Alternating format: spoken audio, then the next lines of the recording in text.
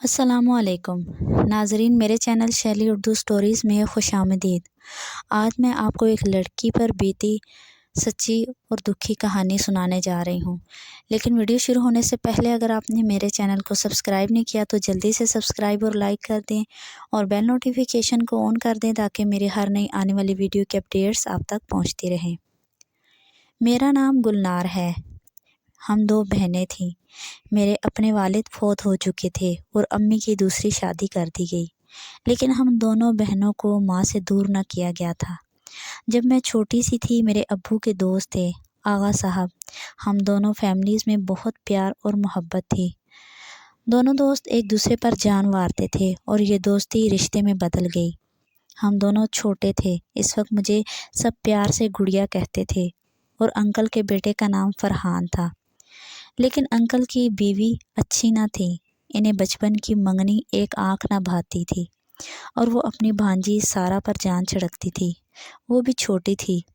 ایک دن انہوں نے پلان کے مطابق میرے ابو پر الزام لگا دیا کہ میرے ابو نے ان کی عزت پر ہاتھ ڈالا اور دوستی دشمنی میں بدل گئی، اور سکندر صاحب نے بھی اپنی بیوی پر یقین کر لیا اور برا بھلا کہا، جس پر میرے ابو کو برداشت نہ ہوا اور ان کو ہارٹ اٹیک آ گیا اور وہ اس دنیا سے چلے گئے۔ سکندر صاحب اپنے بیوی بچوں کو لے کر دوسرے شہر شفٹ ہو گئے تھے۔ میری امی کی دوسری شادی ہو گئی اور ہم دونوں بہنیں امی کے ساتھ رہنے لگیں۔ ماں نے روتے دھوتے ہم بہنوں کو بڑا کیا، کیونکہ ہمارا سوتیلا باپ اچھا نہیں تھا۔ وہ ہم سے نفرت کرتا تھا اور اپنے بیٹے علی سے پیار کرتا تھا۔ ایک دن میری بہن سبیلہ نے فیصلہ سنا دیا کہ میں کسی لڑکے کو پسند کرتی ہوں اور وہ میرا رشتہ لے کر اپنے والدین کے ساتھ آ رہا ہے، لیکن ابو نے بہت واویلا کیا اور کہا میں اس کی اجازت نہیں دیتا کہ تم اپنی مرضی سے شادی کرو۔ امی مجبور تھیں اور سبیلہ باجی کو مجبور کیا کہ وہ اس لڑکے کو منع کر دے۔ سبیلہ باجی بہت نیک اور فرما بردار بیٹی تھی۔ اس لڑکے کو منع کر دیا، لیکن کچھ دن بعد میری بہن کا کچھ پتہ نہ چلا۔ ابو نے کہا دیکھا رافعہ بیگم، تمہاری بیٹیاں بد چلن ہیں۔ امی نے کہا میری سبیلہ ایسے نہیں ہو سکتی، لیکن ابو کہاں ماننے والے تھے۔ ان کو موقع مل گیا اور میری بھی زندگی اجیرن کر ڈالی۔ میرا کالج جانا بند کر دیا گیا کہ یہ بھی بھاگ نہ جائے۔ امی سبیلہ کی گمشدگی کو دل میں رکھے ہر وقت روتی رہتی تھی۔ ایک دن ابو نے فیصلہ سنا دیا کہ کل میرا نکاح ہے۔ میری امی نے پوچھا لڑکا کیسا ہے، کیا کام کرتا ہے، عمر کتنی ہے؟ تو ابو نے امی کو زوردار تھپڑ مار کر چپ کرا دیا کہ اس بدنامی کو بھی میں ساری زندگی گلے میں باندھی رکھوں گا، جتنے جلدی ہو سکے مجھے رخصت کر دے۔ میں نہیں بولی، کیونکہ سبیلہ آپی کے جانے کے بعد میرے پاس کوئی جواز باقی نہ رہا تھا۔ سارے مہمان جمع ہو گئے تھے۔ دلہن بنی مجھے جیسے ہی نکاح کے لیے اسٹیج پر بلایا گیا تو میرے پیروں تلے سے زمین نکل گئی، کیونکہ میرا ہونے والا شوہر 40 برس کا ایک بوڑھا آدمی تھا۔ میرا نکاح ہونے ہی والا تھا کہ ایک لڑکا آیا نشے میں دھت اور اس نے مجھ پر الزام لگا دیا کہ میں اس کا عاشق ہوں اور اس نے مجھے بلایا ہے۔ میں چیخی چلائی، ابو کے سامنے روتی رہی، ابو کے آگے ہاتھ جوڑے کہ میں اس لڑکی کو جانتی تک نہیں اور یہ جھوٹ بول رہا ہے۔ خاندان والے مجھ پر تھو تھو کرنے لگے اور بارات واپس چلی گئی۔ ابو نے امی کو کہا دیکھا تمہاری پہلی بیٹی بھی بھاگ گئی اور اس نے سب کے سامنے میرا منہ کالا کر کے چھوڑا ہے۔ اسی وقت ابو نے اس لڑکے کو بٹھا کر میرا نکاح کروا دیا اور وہ نشے میں دھت تھا، اس نے بھی سائن کر دیے، اور ابو نے کہا جاؤ اس بدمعاش لڑکے کے ساتھ، ہمارے گھر کے دروازے تمہارے لیے بند ہیں۔ میں وہاں سے روتی چیختی دلہن بنی اس لڑکے کے پیچھے پیچھے چل دی، کیونکہ میرے پاس اور کوئی ٹھکانہ نہ تھا۔ وہ جیسے ہی ایک گاڑی کے پاس رکا تو دوستوں سے کہنے لگا دیکھا تم نے شرط لگائی تھی نا کہ کوئی ایڈونچر کرنے کو، دیکھو میں کر آیا، سامنے لائٹس دیکھ رہے ہو۔ میں اس گھر میں گیا، اس لڑکی کی بارات واپس کروا کر آیا کہ میں اس کا عاشق ہوں۔ اسد جو اس کا دوست تھا، اس نے کہا فرحان تم نے ایک لڑکی کی عزت داؤ پر لگا دی، یہ تو ہم نے نہیں کہا تھا۔ میں تو یہ سن کر وہیں رک گئی تھی، کیا ان لوگوں نے مذاق کیا، ایڈونچر کی شرط لگا کر میری زندگی تباہ کر دی، اور میرے باپ نے یقین نہ کیا اور اس شرابی لڑکی کے ساتھ رخصت کر دیا۔ ہم دونوں جب گھر گئے فرحان کا گھر بہت عالی شان تھا۔ جیسے ہی ہم داخل ہوئے فرحان کے ماں باپ سامنے کھڑے تھے۔ فرحان نے ساری داستان اپنی ماں کو سنا دی، پر اس کے ابو بہت غصے میں تھے کہ تمہارے ایڈونچر نے ایک لڑکی کی عزت خراب کر دی۔ فرحان کی امی نے مجھے بہو تسلیم نہ کیا، نوکرانی بنا کر رکھا، ہر وقت مارتی، تانے دیتی اور کہتی کہ یہ نکاح نہیں ہوا تو اب یہاں نوکرانی بن کر رہو، کیونکہ میرے بیٹے نے بھی تمہیں بیوی تسلیم کرنے سے انکار کر دیا۔ میری بھانجی سارا اس گھر کی بہو بنے گی۔ سارا اور میری ساس مجھ پر ہر وقت ظلم کرتی۔ فرحان کے کمرے میں مجھے جانے کی اجازت نہ تھی۔ کبھی مجھے مارتی، کبھی ہاتھ جلا دیتی، کبھی دھکے دے کر دونوں گھروں سے نکالنے لگتی۔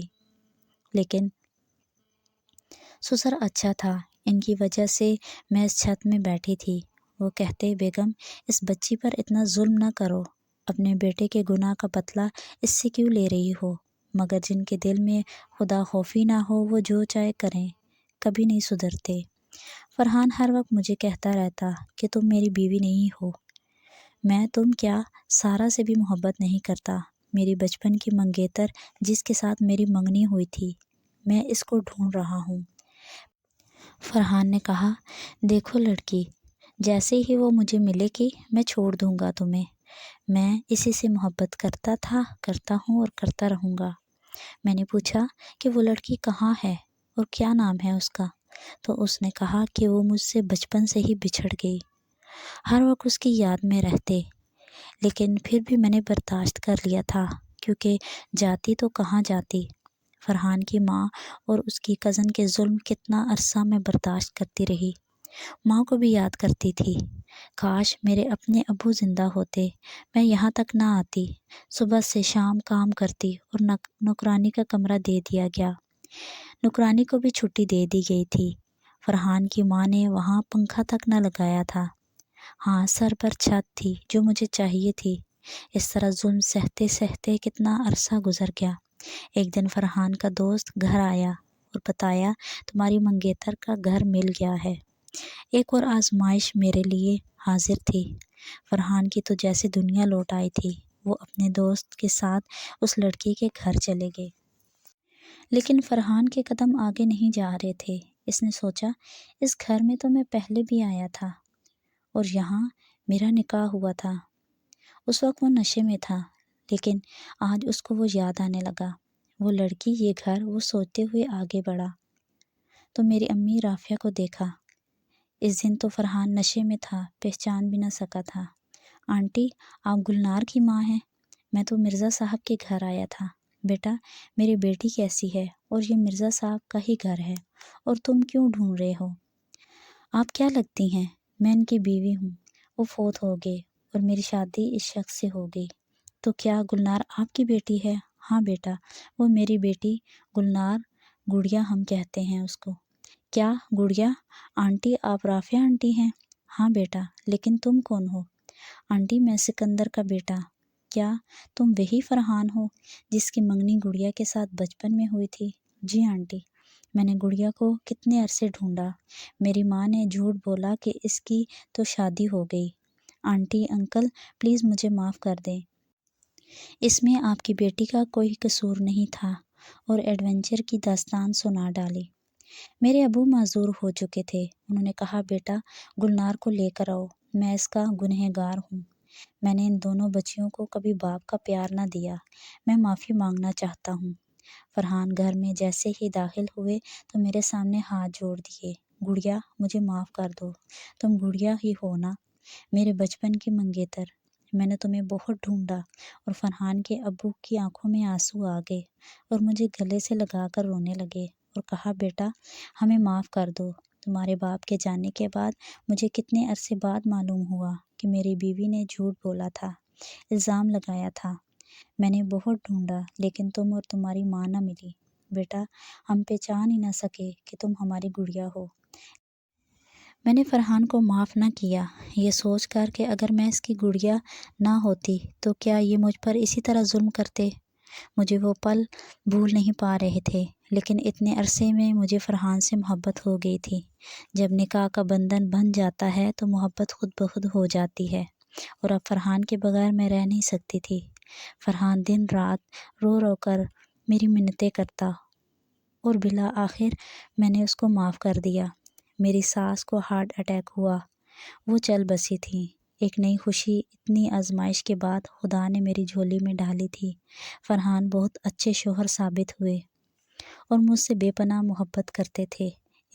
ایک دن فرحان مجھے اپنے گھر لے گئے امی کو ملوانے۔ میں امی کے گلے لگ کر بہت روئی۔ ابو نے مجھ سے معافی مانگی اور ابو نے کہا، رافعہ بیگم، سبیلہ خود بھاگ کرنے گئی تھی، اس نے اپنی مرضی سے شادی کرنا چاہی تھی تو میں نے اس کو مروا دیا۔ میں کتنا ظالم شخص ہوں، مجھے ذرا ترس نہ آیا۔ امی چیخنے لگی، لیکن ابو کو کیا کہتی، کیونکہ خدا نے ابو کو بہت بڑی سزا دے ڈالی تھی۔ وہ معذور ہو گئے تھے، ان کی ٹانگ میں پس پڑنے سے ٹانگ کاٹ دی گئی تھی، اس لیے میرے کہنے پر امی نے ان کو معاف کر دیا اور میں فرحان کے ساتھ ایک نئی منزل کی طرف چل دی، جہاں اللہ پاک نے میری جھولی میں خوشیاں ہی خوشیاں ڈالی تھی۔